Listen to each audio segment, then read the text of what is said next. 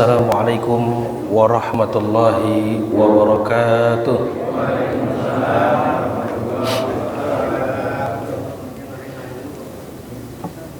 Innal hamdalillah nahmaduhu wa nasta'inuhu wa nastaghfiruhu wa natubu ilaih. May yahdihillahu fala mudhillalah wa may yudlilhu fala hadiyalah. Asyhadu an la ilaha illallah wahdahu la syarikalah wa asyhadu anna Muhammadan abduhu wa rasuluhu la nabiyya ba'dah. Allahumma shalli wa sallim ala nabiyyina Muhammadin wa ala alihi wa ashabihi wa man tabi'ahum bi ihsanin ila yaumiddin, amma ba'du. Allahumma la sahla illa ma ja'altahu sahla wa anta taj'alus sa'ba idza syi'ta sahla wal 'aqibatu lil muttaqin wa la 'udwana illa 'alal zalimin. Rabbi ishrah li sadri wa yassir li amri wahlul 'uqdatam min lisani yafqahu qawli. Yang saya hormati segenap pengurus Masjid Al-Hikmah yang dirahmati Allah Subhanahu wa taala, yang saya hormati segenap para haji, para ustadz, para tokoh masyarakat, segenap jamaah salat subuh yang dirahmati Allah Subhanahu wa taala. Mudah-mudahan kita semua yang hadir di tempat ini Allah berikan kesehatan, Allah berikan kemudahan-kemudahan, dan mudah-mudahan kita semua yang hadir di tempat ini Allah berikan husnul khatimah. Amin ya rabbal alamin. Sesuai dengan doa imam kita tadi, mudah-mudahan kita semua diberikan husnul khatimah. Jamaah yang rahmat Allah Subhanahu wa taala, pada pagi hari ini insyaallah saya akan membahas tentang husnul khatimah. Husnul artinya kebaikan, khatimah artinya penutup, yaitu penutup yang baik.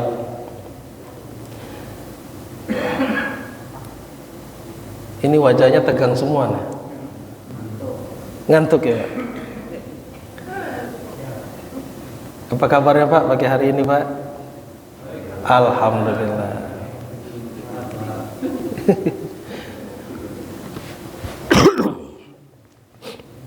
Jadi umur manusia itu seperti batu es Pak. Batu es itu digunakan atau tidak digunakan dia akan mencair. Umur manusia seperti batu es, digunakan atau tidak digunakan maka batu es tersebut akan mencair. Begitu juga dengan umur kita ini, digunakan atau tidak digunakan, umur manusia setiap menit, setiap jam, setiap detik akan berkurang. Mungkin ada saudara kita, sahabat kita yang 1 tahun yang lalu masih bersama kita, atau Idul Fitri yang lalu masih bersama kita, atau mungkin minggu yang lalu masih olahraga dengan kita. Maka kata Rasulullah SAW, mukmin yang cerdas adalah yang mempersiapkan dirinya untuk menghadapi kematian. Maka dari zaman dulu sampai zaman sekarang, mau dia orang kaya, orang miskin, mau dia berpangkat ataupun dia tidak berpangkat, apapun posisinya, semuanya akan menghadap Allah Subhanahu wa taala. Maka kita mengharapkan, dan saya mengingatkan diri saya sendiri, mudah-mudahan Allah Subhanahu wa ta'ala memberikan kemudahan kepada kita agar menutup usia kita dengan husnul khatimah. Maka jamaah yang dirahmati Allah Subhanahu wa ta'ala,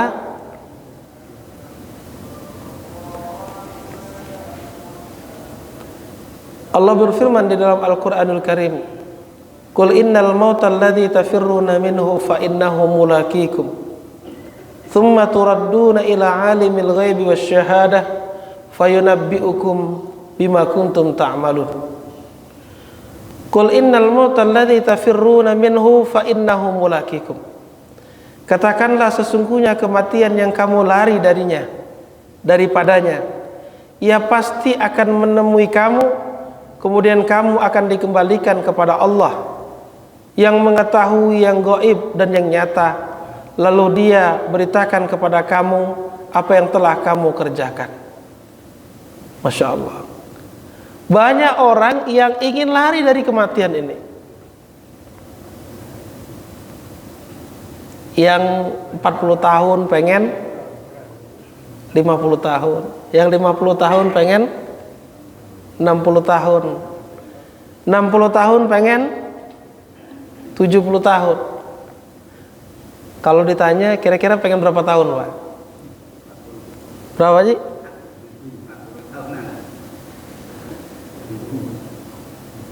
Kalau 40 tahun lewat Pak Ji ya? Udah lewat ya. Pengen berapa tahun Pak kita Pak di dunia ini Pak? Ada yang pengen 100 tahun? Jamaah yang Allah Subhanahu wa ta'ala, usia kita, umur kita seperti batu es. Digunakan atau tidak digunakan, maka batu es tersebut akan mencair. Umur kita gunakan atau tidak kita gunakan, semakin hari akan semakin berkurang. Maka ketika ulang tahun berarti ketika berulang tahun berkurang umur kita. Maka jamaah yang dirahmati Allah Subhanahu wa ta'ala, ayat yang saya bacakan tadi, "Qul innal mauta alladzi tafirruna minhu fa innahu mulaqikum." Sesungguhnya kematian yang kamu lari daripadanya, ia pasti akan menemui kamu. Dan kematian dengan rezeki ini beriringan. Tidak akan meninggal seorang hamba kecuali rezekinya sudah habis. Kecuali rezekinya sudah habis. Suatu ketika saya mendengarkan guru saya memberikan tausiah. Kata beliau pernah ada sebuah kejadian, ada orang ditabrak Pak. Ditabrak, kemudian dia terpelanting, kemudian dia bangun dan dia dibantu oleh orang-orang sekitarnya. Yang dia tanyakan apa? Ada air minum nggak? Dikasih 1 gelas air mineral, kemudian dia minum. Setelah dia minum, dia meninggal dunia. Logikanya harusnya ketika dia ditabrak, terpelanting, langsung meninggal. Tapi dia tidak meninggal karena ada jatah 1 gelas lagi. Dia minum 1 gelas, setelah diminum 1 gelas, setelah itu dia meninggal. Nah jamaah yang dirahmati Allah Subhanahu wa ta'ala, bagaimana caranya agar apa yang harus kita lakukan, persiapan dalam mendapatkan husnul khotimah ini? Sebenarnya banyak, tapi hanya sebagian yang bisa disampaikan. Yang pertama adalah mengikhlaskan amal karena Allah. Mengikhlaskan semua amal yang kita lakukan, niatnya karena Allah. Yang bersedekah, niatkan sedekah karena Allah. Semakin banyak sedekahnya, mudah-mudahan menjadi pemberat dari amal ibadahnya. Nah, sebentar lagi kita ada santunan Ada santunan yatim, Pak. Ada acara yatim, anak yatim. Nah, semakin banyak kita lakukan kebaikan, sedekah kita, mudah-mudahan menjadi amal kebaikan. Amin. Saya ingat sedekah ini kisah tentang seorang sahabat yang dia meninggal. Ternyata sebelumnya dia pernah sedekah apa? Sedekah roti. Sedekah roti. Dan ketika dia meninggal dunia, ternyata roti itu diterima oleh Allah sedekahnya dan menjadi pemberat pahalanya di akhirat nanti. Nah, jamaah yang dirahmati Allah Subhanahu wa taala, mengikhlaskan amal kita karena Allah. Ketika kita bersedekah, kita niatkan karena Allah. Ketika kita membagikan ilmu, kita niatkan karena Allah. Ketika kita bekerja, kita niatkan karena Allah. Ketika kita menafkahi keluarga kita, kita bekerja, mendidik anak kita, mendidik keluarga kita, istri kita, suami kita, kita niatkan karena Allah. Apalagi kalau jadi guru, Pak. Jadi guru, dia pengen muridnya cerdas. Ternyata muridnya tidak cerdas-cerdas. Yang terjadi apa? Dongkol di hatinya.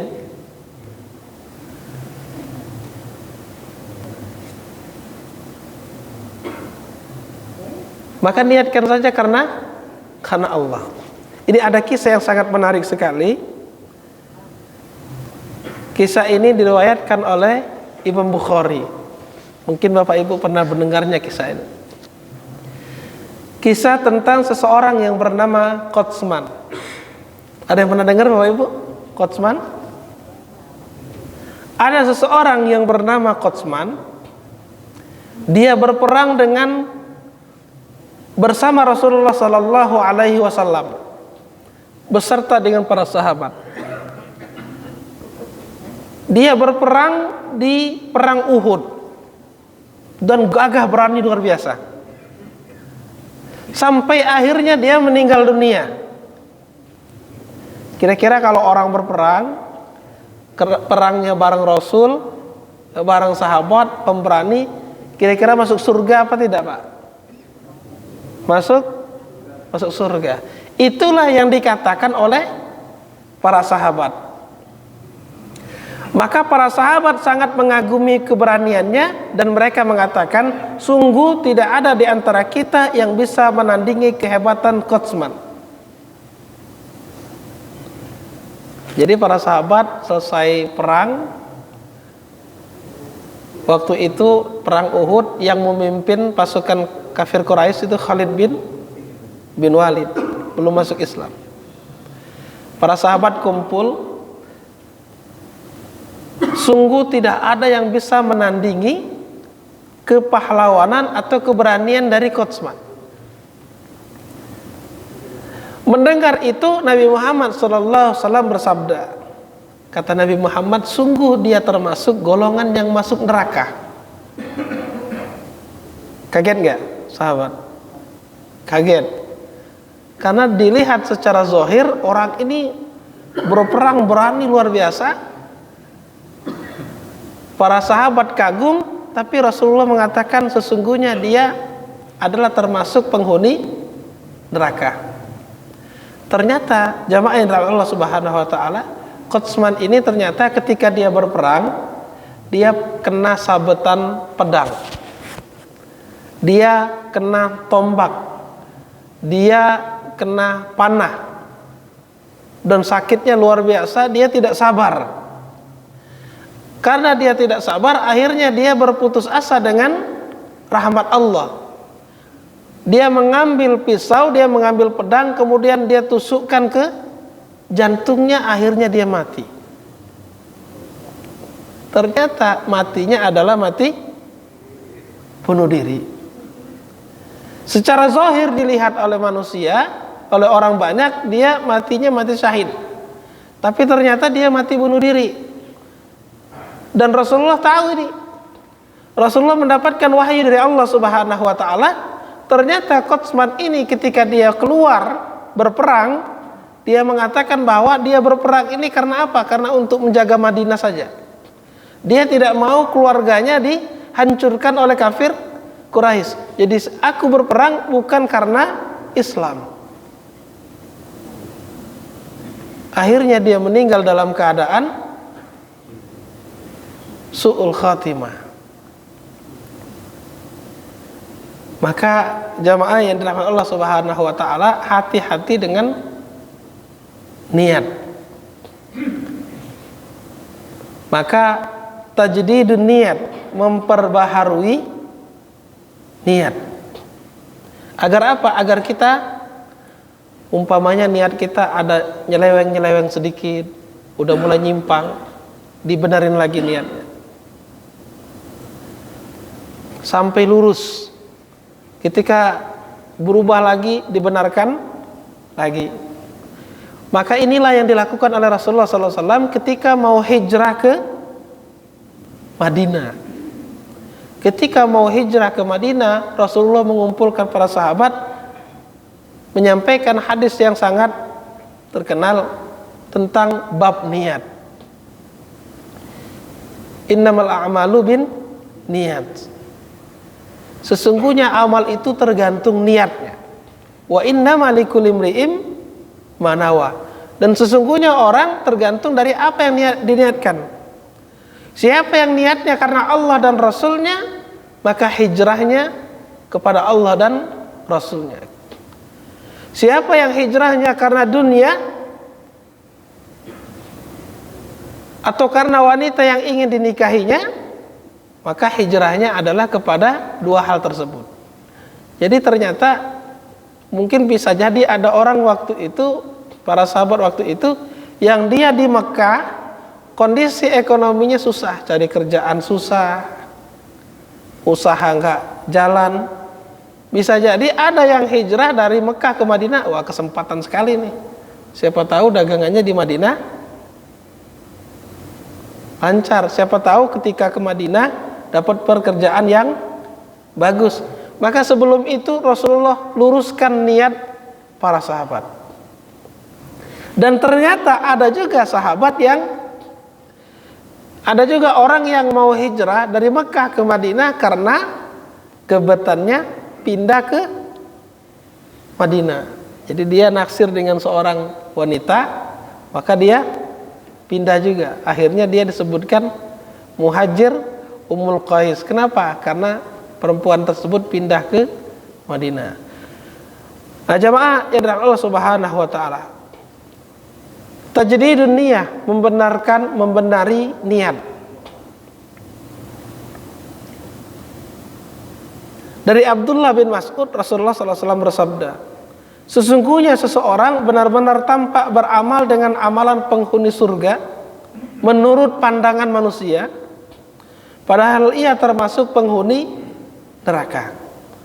Dan sungguh seseorang tampak beramal dengan amalan penghuni neraka menurut pandangan manusia, padahal ia termasuk penghuni surga.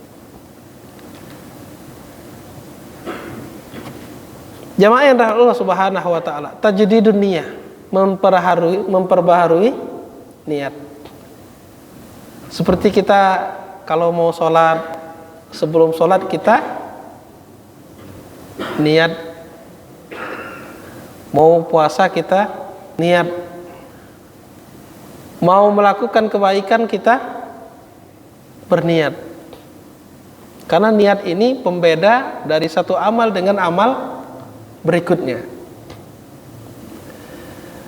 Karena niat ini yang menyebabkan satu amal jadi dinilai ibadah. Ada orang tidak makan seharian, tidak minum seharian, dapat pahala nggak Pak? Ternyata memang nggak ada makanan, begitu? Memang nggak ada makanan. Nah, kalau dia niatkan berpuasa, dia dapat pahala. Ada orang tidak makan, tidak minum, ternyata dia mau operasi. Tapi kalau dia niatkan ibadah, insya Allah bernilai ibadah. Mengikhlaskan amal karena Allah. Mudah-mudahan ketika niatnya benar, maka dia nanti akan husnul khatimah. Beramal bukan karena ingin dilihat oleh manusia. Nah, jamaah yang dirahmati Allah Subhanahu wa taala, ada kisah yang menarik tentang seseorang yang beramal karena ingin dilihat oleh manusia. Dalam kitab Al-Kabair dikisahkan ada kisah tentang seseorang yang dia masuk dalam pasar, Pak. Dia masuk pasar, dia bawa dompetnya besar. Kira-kira kalau bawa dompet besar, duitnya banyak nggak, Pak? Banyak. Kalau sekarang belum tentu ya. Justru yang dompetnya kecil, duitnya banyak, karena dia gesek gitu kan. Atau nggak bawa apa-apa, cuma bawa handphone, bisa jadi kan gitu kan. Dia masuk pasar, dia ambil barang ini, dia ambil barang itu, dan semua pedagang menyambutnya dengan senang. Ah, ini pasti bos nih, pasti duitnya banyak nih. Ketika dia mau bayar, dia buka dompetnya. Semua orang memuji dia, tapi ketika dia mau bayar, ternyata isi dompetnya itu isinya kerikil. Akhirnya dia pegang jidatnya. Jadi dia cuma dapat apa? Dapat omongan saja. Sementara aslinya tidak dapat apa-apa. Mungkin dia salah bawa dompet kali. Nah, begitulah orang-orang yang beramal karena manusia, bukan karena Allah. Dia akan mendapatkan omongan orang saja. Dan kata Allah, kamu sudah mendapatkan apa yang kamu inginkan. Masya Allah. Tapi jangan salah juga, meninggalkan amal karena takut riya, takut dengan manusia, akhirnya dia tidak melakukan amal. Kata Imam Nawawi, itu fahuwa riya. Saya nggak mau sedekah, kenapa? Takut riya, akhirnya nggak sedekah. Saya nggak mau baca Quran, kenapa? Takut riya, akhirnya nggak baca Quran. Saya nggak mau apa lagi? Dia tidak mau melakukan kebaikan, takut riya. Nah, kata Imam Nawawi, fahuwa riya. Tarkul amal, meninggalkan amal karena takut riya, fahuwa riya.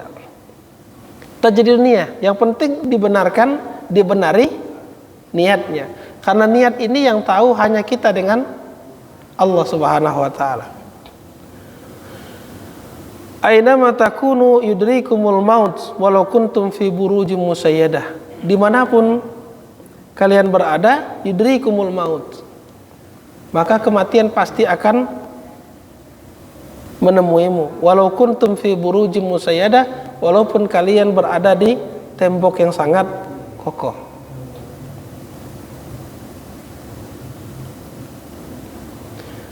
Jamaah yang dirahmati Allah Subhanahu wa taala, kembali ke kisah Qotsman tadi. Jadi Qotsman ini ternyata dilihat dari zahir sepertinya berjihad, tapi ternyata batinnya dia melakukan sesuatu bukan karena Allah, dia melakukan sesuatu karena agar dibilang pahlawan. Padahal Allah Subhanahu wa taala menjelaskan dalam surat Al-Bayyinah, A'udzu billahi minasy syaithanir rajim. Bismillahirrahmanirrahim. Wa ma umiru illa liya'budullaha mukhlishina lahuddin. Mukhlisina lahuddina hunafa wa yuqimus salata wa yu'tuz zakah wa dzalika dinul qayyimah. Padahal mereka tidak disuruh kecuali supaya menyembah Allah dengan memurnikan ketaatan kepadanya dalam menjalankan agama yang lurus. Jadi kita tidak diperintah oleh Allah kecuali mengerjakan semua amal, memurnikan ketaatan dalam menjalankan agama yang lurus ini. Jadi mengikhlaskan amal semua ketaatan kita karena Allah. Dan supaya mereka mendirikan sholat, menunaikan zakat, dan demikian itulah agama yang lurus. Kemudian yang kedua, kalau yang pertama tadi mengikhlaskan amal karena Allah, kemudian yang kedua senantiasa berdoa kepada Allah agar diwafatkan dalam keadaan iman. Nah, seperti doa imam kita tadi.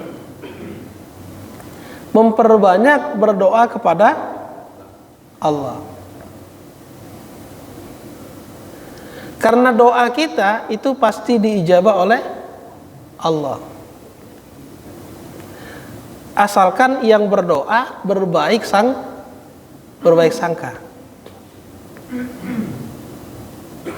Ada nggak orang berdoa tidak berbaik sangka, Bapak Ibu? Dia doanya pengen cepat dikabulkan. Jadi seakan-akan dia mendikte Allah.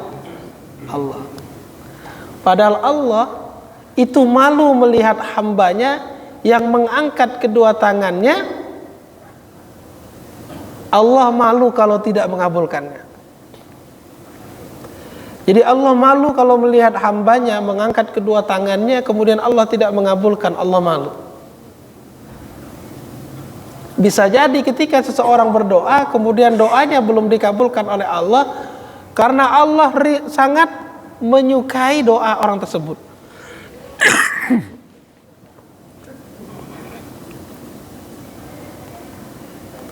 Maka perbanyaklah doa. Apalagi posisinya kalau di tempat-tempat yang atau di waktu-waktu yang makbul. Perbanyak berdoa.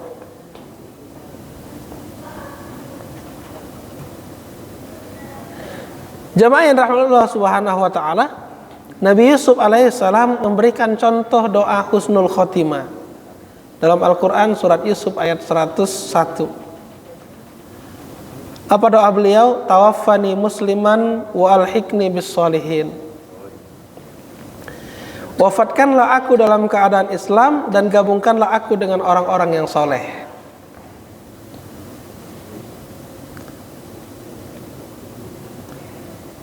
Tawaffani musliman. Nabi Yusuf berdoa, ya Allah matikanlah aku dalam keadaan Islam, dalam keadaan husnul khotimah, dan gabungkanlah aku dengan orang-orang yang soleh.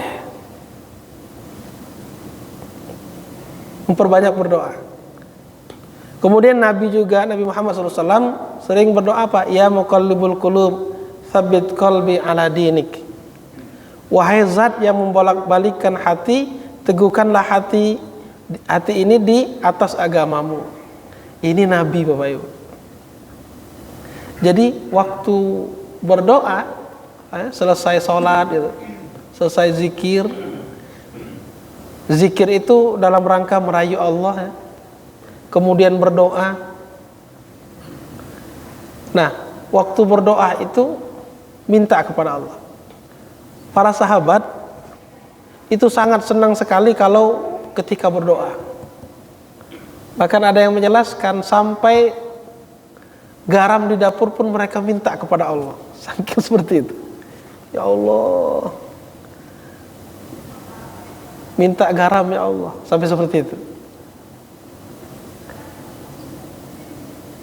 Ud'uni astajib lakum. Berdoalah kepadaku, kata Allah, astajib, maka pasti akan aku jawab, akan aku kabulkan. Kita pengen minta umpamanya anak kita, umpamanya ada anak kita lagi sekolah atau anak kita lagi di pesantren. kita pengen agar anak ini dimudahkan, perbanyaklah doa agar Allah memberikan kemudahan. Karena doa orang tua itu mustajab. Doa orang tua mustajab.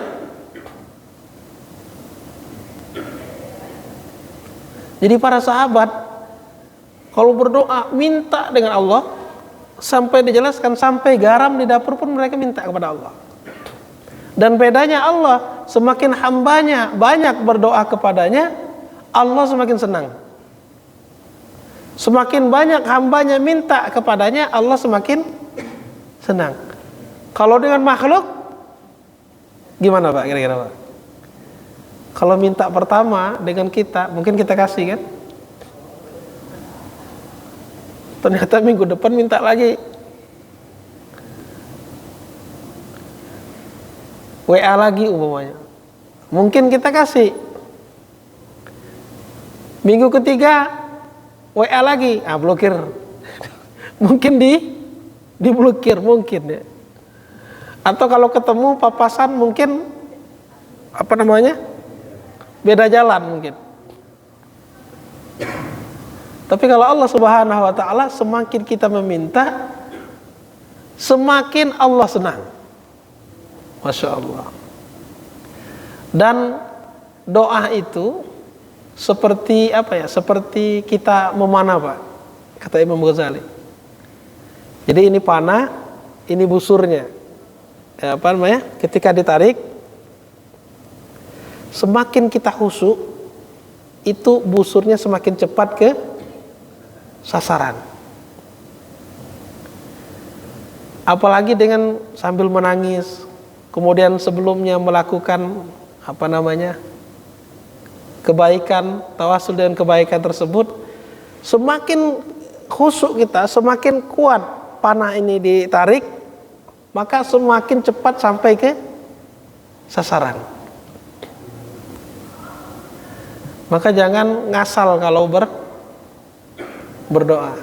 Ada nggak Pak orang berdoa ngasal? Doanya nggak serius. Harusnya kita berdoa itu seperti anak kecil yang pengen sesuatu dengan orang tuanya. Harusnya. Kan kalau anak kecil, kalau dia pengen sesuatu, orang tuanya tidak memberikan, rewel Pak. Betul nggak? Mungkin serumah itu ditangis sama dia. Nah, jamaah Allah Subhanahu wa taala memperbanyak berdoa. Dalam riwayat Muslim, Rasulullah SAW bersabda, sesungguhnya hati semua manusia berada di antara dua jari Allah, seolah-olah hanya satu hati. Allah berbuat sekehendaknya. Lalu beliau berdoa, Allahumma musarriful qulub, sarrif qulubana ala ta'atik. Wahai zat yang memalingkan hati, palingkanlah hati kami kepada ketaatan kepadamu. Kepada ketaatan kepadamu. Ini Rasulullah sallallahu alaihi wasallam. Kemudian ada lagi, Allahumma ja'al khaira umri akhirahu wa khaira amali khawatimahu wa khaira ayyami yawma alqaka fi. Ya Allah, jadikanlah sebaik-baik umurku adalah umur yang terakhirnya, sebaik-baik amalku adalah amal-amal penutupnya, dan sebaik-baik hariku adalah hari saat aku menghadapmu. Allahumma ja'al khaira umri akhirahu. Ya Allah, jadikanlah sebaik-baik umurku adalah penutupnya, dan sebaik-baik amalku adalah penutupnya, dan sebaik-baik hari adalah ketika hari aku bertemu denganmu. Kemudian ada lagi, Allahumma khtim lana bihusnil khatimah wa la takhtim alaina bisu'il khatimah. Ya Allah, akhirilah hidup kami dengan husnul khatimah, dan janganlah engkau akhiri hidup kami dengan su'ul khatimah. Diulang-ulang doanya. Jamaah yang dirahmati Allah Subhanahu wa taala. Jadi pembahasan yang kedua ini senantiasa berdoa kepada Allah agar diwafatkan husnul khatimah. Dan tanda-tandanya ya, orang-orang yang husnul khatimah itu man qala la ilaha illallah fi akhir hayatihi dakhalal jannah. Jadi orang yang ketika dia meninggal dunia dia mengucapkan la ilaha illallah, maka dia akan masuk surga. Mudah-mudahan kita semua dimudahkan oleh Allah. Amin.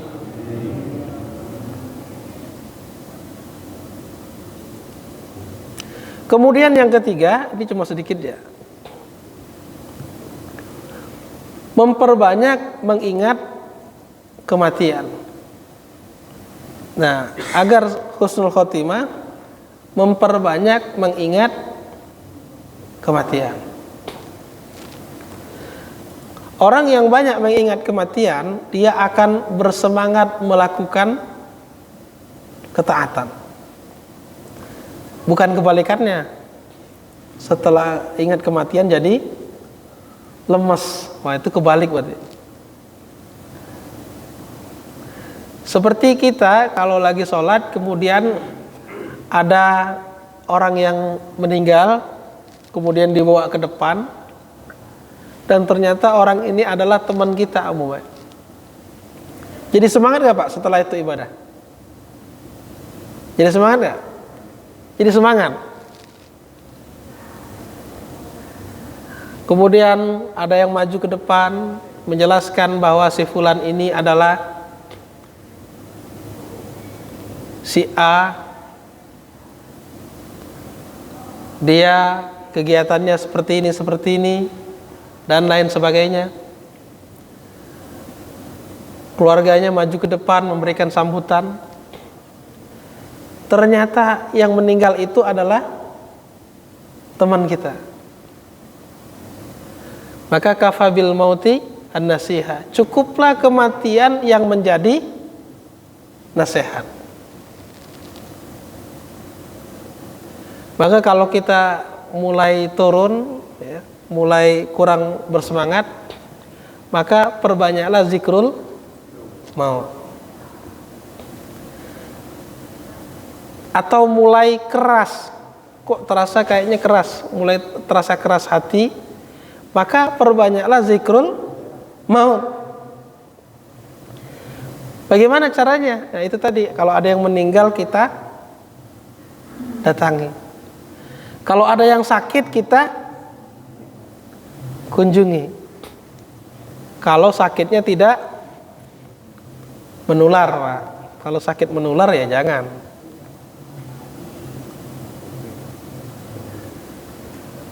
Kenapa? Kalau ada yang sakit kita kunjungi.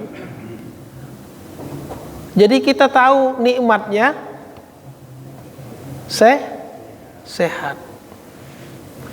Sehat itu seperti mahkota yang berada di atas kepala orang-orang yang sehat, yang hanya bisa dilihat oleh orang-orang yang sakit.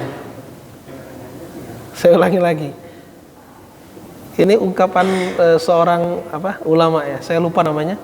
Jadi sehat itu seperti mahkota yang berada di atas kepala orang-orang yang sehat, yang hanya bisa dilihat oleh orang-orang yang sakit. Makanya orang yang sakit itu cita-citanya satu. Apa Pak? Sembuh. Kalau ada yang sakit kita ajak ngobrol, gimana? Mau buka cabang di mana nih rencana setelah ini? Ya nggak nyambung, orang lagi sakit. Ada yang sakit kita ajak ngobrol, gimana? Borongan yang di sana itu kapan selesainya proyeknya umpamanya? Ya nggak nyambung. Ada orang yang sakit parah umpamanya, kita datangin umpamanya. Jadi mau minjem duit yang berapa juta itu? Ya nggak nyambung. Karena orang yang sakit yang dipikirkannya adalah bagaimana dia sembuh. Beda dengan orang-orang yang sehat. Nah, kalau kita tanya bahwa bapak ini mau ngobrol dengan teman-temannya, pasti keinginannya banyak, betul nggak Pak? Betul nggak Pak? Pasti keinginannya banyak. Yang pengen umroh lah, yang pengen haji lah, yang pengen apa lagi? Yang pengen nambah lagi lah, umpamanya gitu enggak? Betul nggak? Nambah lagi penghasilannya, umpamanya gitu kan? Ini bapak-bapak ini udah seuzon aja dengan Ustadz.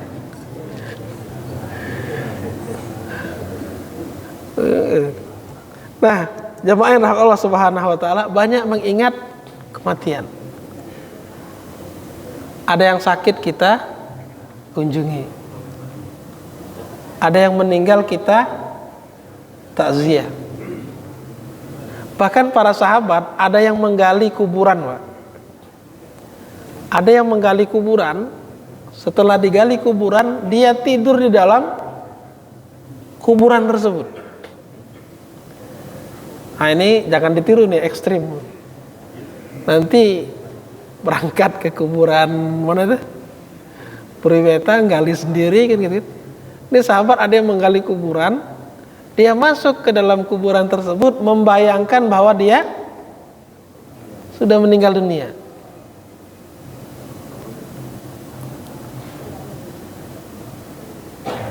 Jangan dikira karena udah tahu jawabannya mudah, Pak. Mau tenang aja, nanti kalau ketemu malaikat maut mungkar nangkir, pertanyaannya juga udah tahu. Pertanyaannya apa? Jangan dikira seperti itu, karena nanti umpamanya pertanyaannya siapa Tuhanmu, apa kitabmu, udah tahu. Karena nanti yang akan menjawab ini adalah iman kita, bukan kitanya. Aktsiru min dzikri hadimil ladzat.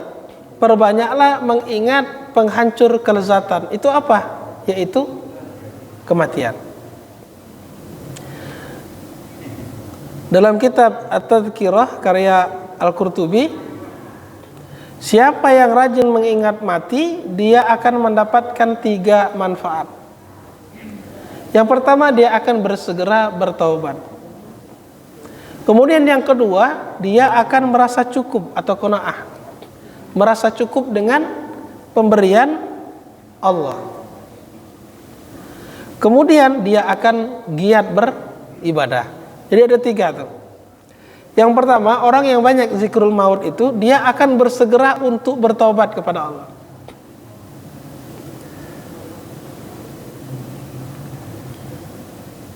Yang saya rasakan kalau ada, umpamanya kita lagi di masjid, kemudian ada orang yang meninggal gitu, kemudian kita sholatkan bareng-bareng, itu imannya langsung naik. Jadi bersemangat dalam ibadah yang saya rasakan. Kemudian yang kedua, hatinya akan merasa cukup dengan pemberian Allah. Jadi orang yang zikrul maut itu dia akan merasa cukup dengan pemberian Allah. Ya Allah, ini gaji cuma segini-segininya, gitu.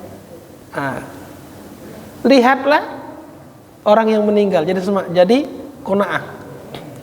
Ya Allah, ini omsetnya segini-gininya, kapan naiknya? Covid lagi gitu. Dan lain sebagainya. Dia akan merasa cukup dengan pemberian Allah ketika dia ingat mati. Tapi kalau dia tidak ingat mati, maka kata Rasulullah, manusia itu seandainya dia mempunyai 1 gunung emas, maka dia akan memikirkan apa Pak? Gunung emas berikutnya. Seandainya dia punya 2 gunung emas, dia akan memikirkan gunung ketiganya. Seandainya dia punya 3 gunung emas, dia akan memikirkan 4 gunung emas yang berikutnya. Memang seperti itu sifat manusia. Seperti itu. Kalau dia punya uang sekian, dia mikirin lagi gimana uangnya banyak lagi. Kalau dia punya rumah sekian, dia mikirin supaya ada rumah yang berikutnya. Kalau dia punya mobil ini, bagaimana mobilnya ini tahun depan grade-nya, kelasnya naik lagi.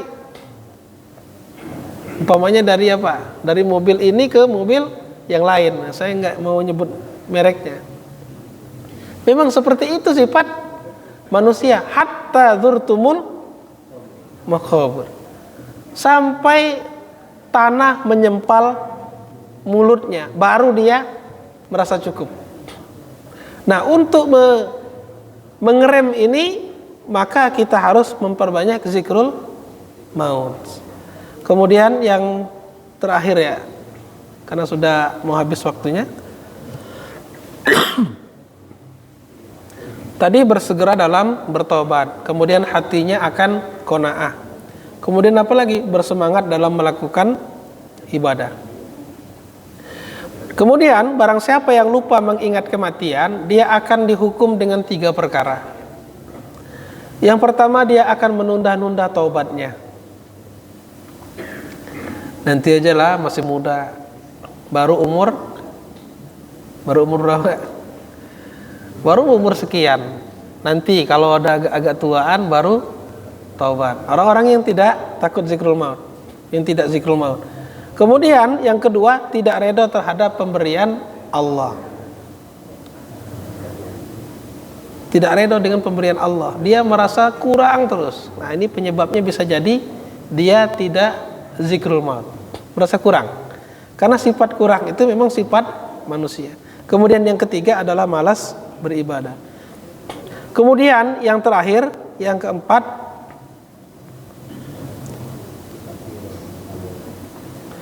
yang pertama tadi apa Bapak Ibu? Mengikhlaskan amal karena Allah. Kemudian yang kedua, senantiasa berdoa kepada Allah agar diwafatkan dalam keadaan iman. Yang ketiga, banyak mengingat kematian. Kemudian yang terakhir, membiasakan amal kebaikan. Membiasakan amal kebaikan. Karena biasanya orang meninggal karena biasanya sesuai dengan yang biasa, kebiasaannya.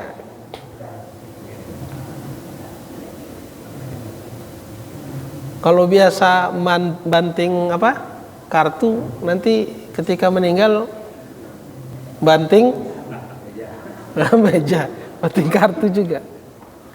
Nah, saya ingat ada kisah yang viral di bulan September kemarin. Mungkin Bapak Ibu tahu mungkin. Kisah ada seorang ustazah yang meninggal sedang memimpin yasinan, baca yasin. Namanya siapa? Ustazah siapa? Ustazah Haja Taslimah. Nah, Haja Taslimah, umur beliau 65 tahun. Beliau meninggal ketika sedang memimpin tahlilan, baca yasin di Masjid Al-Barkah Asy-Syafi'iyah. Lagi mimpin, kemudian tiba-tiba terjatuh ke belakang. Ketika terjatuh, meninggal. Nah, insya Allah ini tanda-tanda husnul khotimah. Berapa tahun beliau hadir di majelis itu?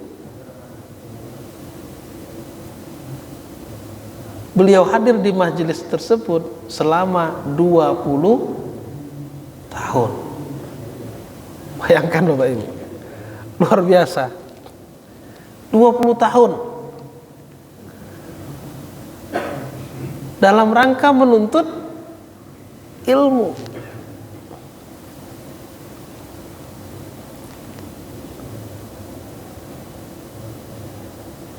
Karena dia rutin istiqomah dalam melakukan kebaikan, Allah takdirkan beliau husnul khotimah ketika memimpin tahlilan, ketika memimpin baca yasin. Kita hadir di majelis ilmu berapa tahun? Dan beliau di sini saya catat sudah sampai di majelis tersebut sekitar jam 5.30. Jadi jam 5.30 setiap Kamis sudah hadir di majelis tersebut. Dan dia tinggal di Kebagusan. Kemudian tempat dia mimpin Yasin itu di Tebet. Itu jauh nggak, Pak? Hah? Jauh kan? Untuk usia umur 65 tahun jauh nggak? Jauh. Subhanallah. Maka pelajaran yang dapat kita ambil adalah membiasakan amal kebaikan. Dan amal yang dicintai Allah adalah adwamuhu wa in qalla. Amal yang dicintai Allah adalah amal yang terus menerus walaupun cuma sedikit. Walaupun cuma sedikit. Jadi amalnya itu rutin walaupun sedikit. Nah, umpamanya baca Quran kita sedikit terus tapi rutin. Melakukan kebaikan, amal, membiasakan diri. Dan ini rumusnya, melakukan kebaikan itu seperti mendorong mobil. Melakukan ketaatan itu seperti mendorong mobil. Ada mobil mogok, didorong. Awal ada mobil gitu, didorong. Awal mendorongnya itu ringan apa berat, Pak? Berat. Tapi nanti dia akan berjalan. Ketika sudah berjalan baru di starter dan dia akan hidup. Seperti itulah melakukan ketaatan. Awal mulanya akan berat, tapi kalau dilatih, dibiasakan, sama seperti hajah taslimah tadi, mungkin di awalnya berat, tapi lama-lama sudah 20 tahun dia melakukan kegiatan tersebut. Mudah-mudahan ya, Allah mudahkan apa yang kita lakukan, apa ketaatan yang kita lakukan. Mudah-mudahan Allah jadikan itu bagian dari husnul khotimah kita. Amin ya rabbal alamin. Yang belum hadir pada pagi hari ini, mudah-mudahan Allah berikan kesempatan, Allah berikan kesehatan. Dan jamaah ya Allah Subhanahu wa taala, saya ingin ringkas lagi biar lebih menancap di kepala kita. Ada beberapa hal agar husnul khotimah. Yang pertama, apa tadi Bapak Ibu bareng-bareng? Mengikhlaskan amal karena Allah. Kemudian yang kedua apa? Senantiasa berdoa, minta husnul khotimah. Karena husnul khotimah itu anugerah dari Allah, maka mintalah dengan Allah. Yang ketiga, banyak mengingat kematian. Orang yang banyak mengingat kematian, dia akan bersemangat. Dia ingin menutup kematiannya, usianya dengan melakukan kebaikan. Dan yang ketiga adalah membiasakan amal kebaikan. Karena melakukan kebaikan itu awalnya berat, seperti mendorong kendaraan. Setelah dia berjalan, maka rasanya akan ringan. Kebenaran datangnya dari Allah, kekhilafan dari saya pribadi mohon dimaafkan. Aqulu qouli hadza astaghfirullahaladzim. Wassalamualaikum warahmatullahi wabarakatuh.